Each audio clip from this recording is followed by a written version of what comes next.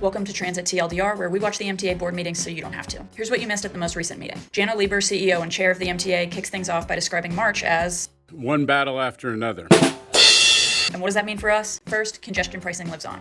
A federal judge ruled that Trump does not have the authority to kill congestion pricing as he's threatened. Also in March, the MTA finally received a $600 million FEMA reimbursement owed since the beginning of COVID for increased cleaning procedures on buses and subways. The MTA also made good on their promise to sue the federal government over frozen 2nd Avenue subway funds.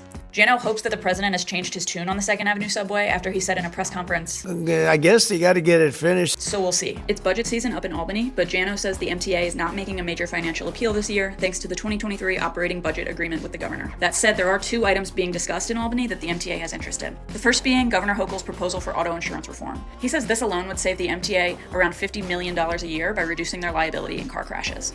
The other item is a proposal to more aggressively fight toll evasion, which costs the MTA around $300 million a year. This would be in addition to the work they're already doing to crack down on fake plates evading tolls. Since they started that targeted initiative 2 years ago, unbillable transactions from ghost plates have decreased 53%. Last week, Jano also declared war on Father Time, his words not mine, by issuing an RFP for the largest subway car order ever, up to 2,400 new cars. If everything stays on schedule, those new subway cars would hit the tracks by 2033. Up next, as you may have seen, the MTA has a new app. Kevin Call, Deputy Chief of Service Communications, and Jennifer Chen, Head of Product, are going to tell us about it. So the new app was rebuilt in-house from scratch, and as you can see, it's come a long way over the years. In the new app, you can see real-time arrival information at any station for all the trains that are stopping there, and the same for the bus. You can see exactly where they are in real time.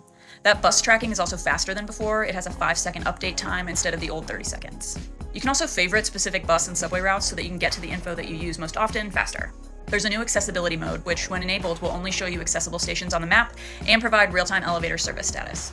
It can also tell you the best car to use and the best place on the platform to wait based on where you're going to transfer or exit the subway.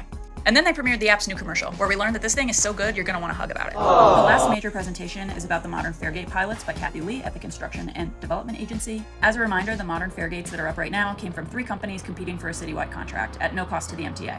They're currently in 20 stations and are intended to make entering and exiting the system faster and more accessible, and, of course, to reduce fare evasion. And early data does show that fare evasion is decreasing with these gates. They're going to continue collecting data with the goal of installing these at more than 150 stations by the end of the 2025 to 2029 capital plan. And part of that data comes from you, and not just when the gates detect 2 people walking through at once. They want to hear from you, so tell the MTA what you think of the new Faregates at mta.info/faregatessurvey. Next, board member Midori Valdivia announced that she's stepping down from the board as she's in the process of being confirmed as the new chair and CEO of the Taxi and Limousine Commission. Midori was a mayoral recommendation under Eric Adams, which means that there are now 2 vacant voting board seats, which the new mayor could fill with his recommendations. Midori got a standing O, John Chu made a motion to refuse the resignation. I second that. And then Lisa Soren yanked her chain a little bit. I have nothing good to say about you. All in good fun. Don't worry, as we know, no meeting can end on a fun note, so lastly, they voted to approve some regular committee items, and then they called it a day. And that's what you missed on Glee. See you in April.